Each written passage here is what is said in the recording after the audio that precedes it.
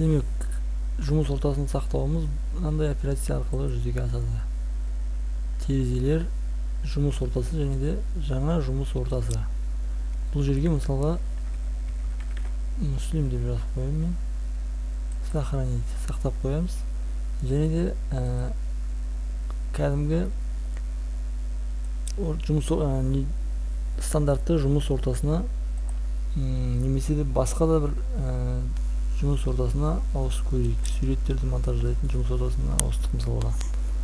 Бұл жұмыс ортасында жұмыс істеу бізге түсініксіз болса, егер өзіңіздің жаңағы сақтап қойған жұмыс ортаңызды мына жерге Муслим деп шықты мысалға. Сол жұмыс ортамызды ашамыз қайтадан.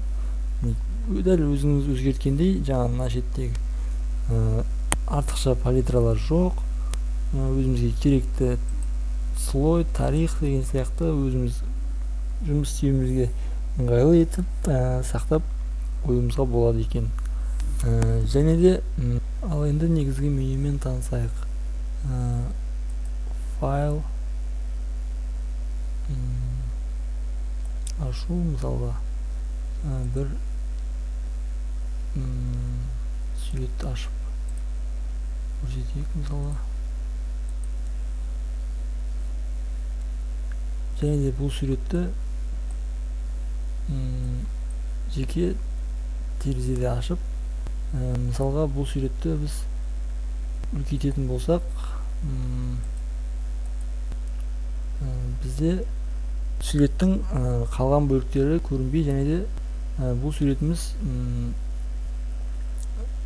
түсініксіз болып тұр. Сол нені қателікті орнына келтіру үшін біз навигация терезесін ашамыз, навигатор терезесін ашамыз. Және де оны навигаторды мына бетке қосып қояйық.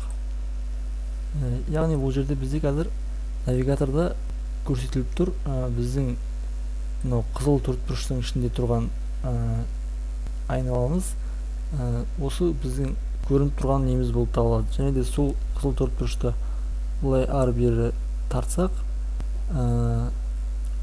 бұл нені неғылуға керек жеріне апарып көруімізге болады екен.